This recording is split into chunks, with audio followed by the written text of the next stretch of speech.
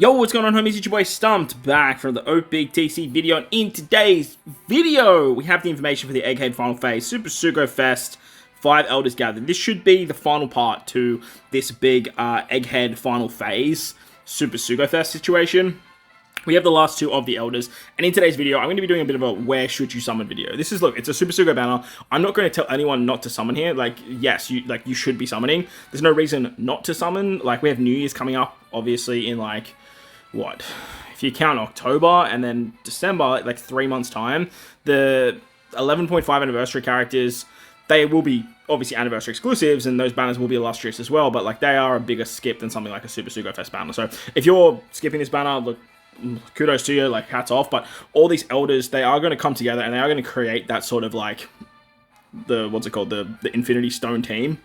It is going to be so destructive for villains, especially in the next sort of couple of months, until we see what obviously New Year's is as well. But New Year's have a tendency to be hero characters, or have the tendency to be like Saturn, where you get that piece of the puzzle very early, and then the rest of the pieces come a little bit later down the line. So today it's going to be a bit more of a where you should summon. I'm going to go do another breakdown video after this on like how to summon for all these characters, breaking down all 3 of the parts of the Egghead Final Phase. So make sure you hit the bell notification to check out that one, hit the like button if you enjoyed this video, and hit the subscribe button if you guys are new to the channel as well. So as you can see, St. Mars and St. Warcry are coming. We also have a Tosser and Guillotine. Look, more Admiral support is just absolutely fantastic. So if we quickly scroll down here, like the banner goes live today in about, what, 3 hours from me recording this video, 3.5 hours. The part 2 and part 3 will be tomorrow and the next day, respectively. So Mars will come for part 2, and then Warcry will come for parts 3. Now, as for like the rating of these elder characters, I have the bird guy Mars at the top. I think he's the best of the 5. Then we have the worm guy.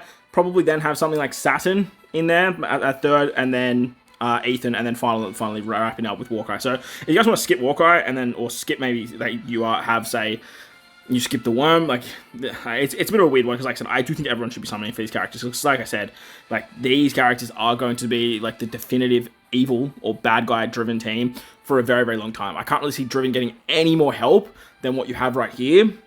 And at the end of the day, like, Free Spirits are always going to come out on top. Powerhouse, like, Luffy fighters, like, they're always going to be very, very illustrious. But if we're talking just bad guys here, like, this team, like, there's nothing in the game or in the One Piece, like, realm of the anime right now that is just going to topple this. So, as you can see, we have, with Mars, the bird guy, I love his design. He's a super tandem character. He has barrier penetration. He's a shooter. He has exceptional rumble abilities. I think he is the main priority. Like, if you are going to go for one character out of these 2, like, he is the one that you want to try and pick up. And then you have Warcry as well. Now, Warcry, or Warcry, because his name's Mercury, obviously, he's pretty good. Like, he's doing color affinity, and then you have Saturn, and you have Peter the Worm guy, who are hitting with rainbow type damage, provided you are running them as captain. He can increase damage taken. Obviously, you need one of every type on the crew. He has that very annoying damage limit break ability for driven characters, and then he has a super tandem boost as well. So he's going to provide a lot of extra damage on that team. But at the end of the day, like, once you crack 1 trillion damage, it gets very finicky at that particular point. And if you are sort of like a mid-level player, you don't really care about hitting past like 1 trillion or 2 trillion, like, having Warcry is not going to be the end of the world. So, in saying that, it obviously is dependent where you should summon on which particular banner to bolster your accounts. But as you can see here, we have 2 new Navy characters in Tosser. Tosser has a very interesting support that goes on, I believe it's just Navy characters, or Navy Vice Admirals, where he gives crew's base attack. He increases the base attack by a further 300. So you just need, obviously, a character that does a base attack boost, and then he can actually increase that as well. His special ability is pretty interesting. Again, like, just having Navy and World Government characters in the game is just going to help out drastically for those evil or those villain type teams. Guillotine, he reduces barriers by 2 turns, which is kind of cool, because like then Mars can do the rest of it. He does have very interesting support as well, where he gives a chain multiplier buff too. And then interesting enough, like, these guys don't have rumble stats, which is just so strange to me. I really love, I mean, they technically are treasure map rare recruits, because remember, this is a treasure map banner, so it does make a little bit of sense. But at the same time, like, I love when they release these new rare recruits that have 20 costs that can be used in Rumble as well. I think that should just be like a staple moving forward. They don't have to be broken, they don't have to be exceptional, but like with the new tag system, like having these characters have some sort of viability in Rumble, like Hound, for example, with being Navy for Akainu, it's so helpful. So then the new characters, the invite period, like I said, it starts pretty much today. This video honestly will probably come out like in, I don't know, like an hour before the banners go live. Part 2 has Mars, Part 3 has Warcry. Like I said, out of the two, I think Mars is definitely the one you guys want to target. But at the same time, it is going to be dependent on the banners. So, Part 1, you have a whole bunch of different steps that have a rate boosted character. 2, 3, 4, 5, 8, 13, 18, 23rd, and 28th have a Sugo rare. And 6, 15, 25th have a rate boosted Sugo rare character. 10th multis and all 50% chance of reds. Super Sugo Fest on the 20th. And then a limited pool Super Sugo Fest character. So, Part 1, honestly, like, when you have 2 debut legends, it's just not the way. It's not the play. Unless you like to summon, or you are just looking for dupes and everything and you're a bit of a whale, throwing 10 multis at this banner, it's not the end of the world. 6 multis, honestly, is very good value though. So like if you just want to throw 6 multis at it, 300 gems, try your luck, see what happens, go from there, then I'm not going to hold that against you. Depending on what the rate boosted set looks like as well. So there's also that. As for parts 2 and part 3, you have a whole bunch of rate boosted or Sugo characters. 2, 3, 13, 16 have a Sugo. 5, 8, 25th is a limited pool, and then 10 and 20th is a super limited pool, with the 30th multi being either Mars or the 30th multi being Warcry, depending on which part you're summoning on. So I do think for this particular banner, just targeting one character is going to be the play, because as you can see here, part 1's rate boosted characters, like you have what's that, 10 there, 15, 16, you have 20 different characters. So you have a 1 in 10 chance of pulling the new legend from the 6th multi, which is actually, look, it's pretty good odds, to be honest.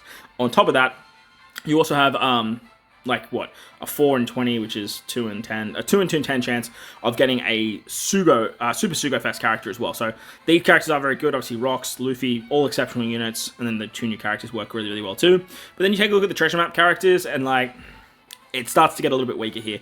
If you guys are missing some of these characters, though, it is a pretty good place to pick them up. Like, Hina has seen some value. Carrot and Nami's been one of the most underrated legends of the year.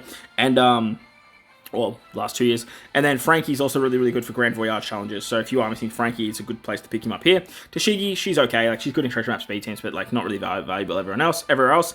And then you've also got, like, these raid characters, which are all dog shit. Like, you don't need any of these characters. So just looking at part 1, I would say skip part 1 for, like, 99% of players. Like, if you have, like, Itchy Trigger Figure and you want to do some multi, throw 6 at it, I'm not going to hold that against you. But even still, looking at these rate boosted characters, there's not really anything too great that you could pick up on that 6th step that isn't, like, the top 4 characters. Yeah, so, like, that's just my personal opinion. Like, maybe you're missing Perona and you want, like, that second copy of Perona. But, like, if I did 6 multis and I pulled Chopper as my limited rate boosted character, I'd be pretty pissed off. Like, what's her name too? Black Marine ulti. Like, I'd be pretty mad if I saw that as my rate boost character. And I know if I did 6 multis today, I would see Mayhawk Perona. I just know. Perona and Moria. I just know that's what would be coming. So, definitely skip part 1. There doesn't seem to be too much value there. Obviously, you have this is the big drawing point. You have all of these Super Sugos that you could pull. Now, you could pull any of these along the way, but the chance of pulling these characters is so damn low. And, like, if you need a specific one, then ideally you just slide over to the other banners and go there. But you do have these other treasure map Sugo Fest characters as well. So all the treasure map legends, all of the Super Sugos will be on part 1. So there is obviously that as well. You have the limited pool step there, which has Luffy, Zoro, Sanji, the 2 new legends. They're all Super Sugos, which is really, really cool. You have Saturn there. You have what's his name, Sabo. And you have Blackbeard and Law. But this is like 30 multis. Like 30 multis. And if you see like Int Luffy pop up, I don't know about you, man, but I'd be pretty mad. So yeah, look, skip part 1. That's my advice to you. As for part 2 has immediate value because of Mars. Mars is just like so demonic in not only the like the Celestial Dragon 5 Elders team, but over in, like, Rumble, he's insane. He could be used on other teams and stuff, too. Like, he's going to be an absolute force just for, like, driven and shooter-based comps. And driven shooter, it's just so unique in terms of the class combinations. I just feel like you're going to see him popping up everywhere. If your captain is driven or shooter, which obviously if you run him as captain, you are going to get that very, very easily. He changes all orbs into tandem through block, and then he removes chain lock and decrease chain multiplier growth rate by 10 turns. He's a self-proccing conditional boost at 4 times. And then if you have every type on the crew, he gives you a chain boundary as well, which is just absolutely phenomenal. If you have a damage dealt with a specific status effect or overheal, which overheal is like super easy to get. Like, it's ridiculous easy how easy to get that overheal buff. You just bring like Shiroshi Mandatory V2 and you just switch, and then all of a sudden you've got it. Like, it's free. You move 1 turn of barriers, and then you get a final tap for driven characters, turning strength into super strength and driven into super driven. So a very, very easy EX that you can get as a sailor as well, so you don't have to run him as captain. And then he has a very powerful super tandem for that 5 Elders team, which is just absolutely insane. His Rumble as well. His Rumble is crazy strong. Strength, shooter, 5 Elders, get HP up level 7, speed up level 7, defense up level 5. If 5 or more Elders or shooters are on the team, then all enemies get defense down level 3, CT down level 3, and the Navy and World Government characters get CT up level 3. And then when he's KO'd, he launches his Rumble special 1 time. So what this does is he launches this when he dies, on top of actually being able to do this on a 28-second cooldown, which is absolutely disgusting. And if you guys notice, he gives level 3 cooldown to himself and lowers enemies' cooldown by level 3, provided you have 5 shooters or 5 elders. So you're getting this very, very quickly. He targets all enemies for 3,000 damage, 5 or more shooter or elders on the team. He gets attack up level 5, speed up level 5, CT up level 5, and then targets all enemies for CT down level 5, which is just demonic how much cooldowns you're getting and reducing for the enemy. It's absolutely wild. It's like Wano Law passive style, but you can do this multiple times in the quest, like in the fight, sorry. It's so good. Navy World Government's not including himself, get a 20% reduction, and then when you're below 1% HP, targets attack style teammates for 100% cooldown and 100% haste. Now, this is purely designed to hit Ethan the Swords guy, and the whole idea is like Ethan hits like a fucking freight train coming in so goddamn hard, which is great. But if you take this guy out of the Elder team and you insert him into the Strength team or the Shooter team, you have characters like Lulu, you have characters like Kuma, you have characters like Strength Luffy, who are also attack-based units that are just going to go absolutely ballistic with this particular special. So the Shooter team, very easy to get 5 shooters, obviously. The Elder team, very easy to get 5 elders. And then when you go to Strength, it's very easy to get the 5 shooters as well, because you have characters like Akainu, Uta, Kuma, this unit, I'm forgetting one, S-Snake. Like, you can easily do this. And on that team, Luffy and Kuma are the only 2 attack style units, so you can just absolutely obliterate teams with this particular special when this character dies. So I just wanted to highlight how powerful Mars actually is, like, across the board in the game. So I definitely think he's definitely the target, and that's why part 2 should be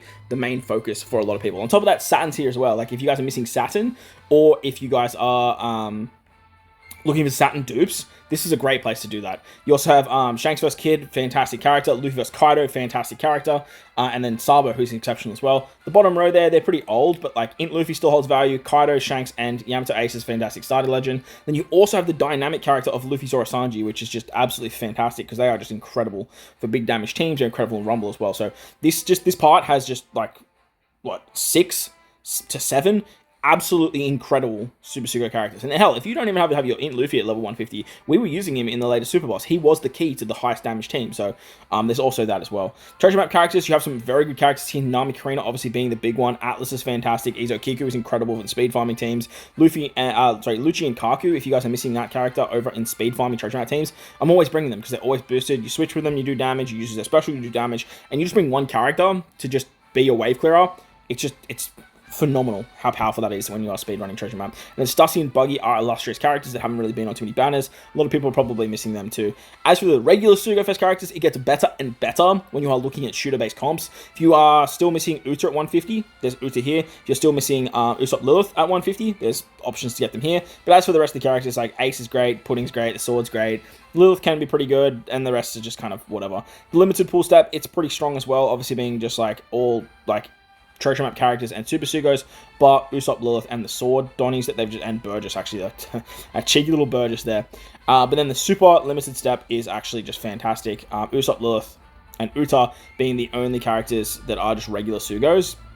But even still, like I said, they hold very good value in Rumble, and it sucks if you'd see them pop up on your super limited step, but at the same time, like, I would rather see them pop up than fucking Burgess. As for part 3 is also very strong, but, like, Warcry, he's definitely a lot weaker than Mars, in my opinion. Like I said, he's going to give you a lot of extra damage on the 5 Elders team, but at the same time, I don't really see where he kind of fits the mold for other base teams. And on top of that, looking at other characters that you can bring that kind of do what he does, if you have Dofi Sugar can kind of just fill the hole that this guy is creating. Dofi Sugar are also a quick character. They are driven, and if you super swap with Dofi Sugar, you actually apply increased damage taken, and then the Dofi Sugar special can apply weakness. So you're actually getting more from Dofi Sugar, as well as color affinity as well. But besides like the massive color affinity, and then having all of the extra cost for the team. So if you guys miss out on this guy, like, I think this guy is the one that you can replace very easily on that team. Yeah, sure, you're not going to do nearly as much damage than if you had him, but at the same time, like, if you're running low on gems, you're finding that you want these guys, and you're really struggling to get them all. Maybe you missed Saturn early, but you got the Worm guy Ethan, and then you picked up Mars. Like, you can run Saturn as a friend captain, throw Dofi Sugar on the team to replace Walkery, and then you just, like, you're good to go. You just have that extra spot there for whatever else you need. So, it's really, like, dependent on what you guys have on your box, but I just think that, like, there are other characters that can replace what Walkery's doing. There's not a lot of characters that can replace what the other Elders are actually doing for that particular team as well. So, just be mindful of that. He removes Burn, he gives damage reduction, which is just, like, why? I feel like there's another piece of the puzzle that's got to come to give the damage reduction conversion buff. The captain abilities of Walkery and, Mars, they're just not that great either. Like, you're not really going to run on this captain. They want you to use them as subs under both the Worm and the Spider, Saturn and Peter. So, yeah, it's up to you guys. But say, for example, like, you have, like, everything here, Super Sugo Fest-wise, and you're like, I don't really have that much value for Mars, just, like, literally just pulling for Mars. When over here, I could pick up, say, Walkery, Roger Elegabon, Kizaru, and Wiping an Ace that I'm missing. Like, this is where you would prioritize Part 3, but, like, Part 2, man, I just think Part 2 is definitely a wave for, like, 99% of players. As for other Super Sugos, like, Yamato is fantastic here, the Int Yamato I'm talking about. The bottom 4 characters, Yamato, Big Mom, Luffy, Yamato, and the Straw Hat crew, they've definitely fallen off. They haven't really seen that much play in the coming times, but from Yamato up, all exceptional characters. Wiping and Ace, obviously, is a staple on that big Luffy team. Blackbeard holds great value in Rumble. The Strike team with Law, obviously, Law is needed there, but, like, Strikers are kind of whatever. Speaking of strikers, Roger Elegant is definitely fantastic there, and then Kizaru is probably the other big one on this banner. As for the Treasure Map Legends, Luffy's great, Kobe's okay, Jinbei's okay, Usopp, pretty good, Morlikarasu, pretty good, but, like, Luffy there is the big one. And then as for the regular Legends, like, besides Alba, you don't really have too much value with the rest of them besides maybe Halloween Uta for Assault Rumble, and Jinbei for that Powerhouse team as well. The Limited Pool set, it's kind of interesting as well. We have the Raid boosted finally with Lilith as well, which is great. With some treasure map characters that are boosted here. The Morley and Karasu Halloween characters are actually fantastic as boosted characters there, so that's really, really good to see. But as for the rest of Part 3, like, it's really not much else, like, screaming out of me as a must summon here. So if you had to ask me, I think Part 2 is definitely the play. If you are looking, say Stump, I can only summon on one part of this particular banner. What should I summon on? It's Part 2. Part 2 is definitely the wave for the final part of the 5 Elders Gathered Super Sugo Fest. And if you're going to ask me to summon anywhere, this is where you go. Followed by Walkery. You can go for Walkery after that. I would prioritize getting Mars first and then moving to Walkery. Just totally bypass Part 1 for this particular celebration. But like I said, I will have another video coming out breaking down all of the Super Sugo Fest that are out right now, because we have a lot of them. And we'll talk about what characters are most valuable, what parts of the banners are the most valuable to summon on, and if you are looking just to spending gems somewhere, maybe you missed Luffy, is it worth getting Luffy or is it worth getting Mars? It might depend on that situation as well. So hopefully you guys enjoyed the video. Hopefully it helps you guys out. If it does, but like button, hit the subscribe button, do that good stuff. Most importantly, wherever you guys are in this beautiful world, please remember to enjoy the rest of your day. As always, homies, thank you all for watching, and I'll catch you on the next one.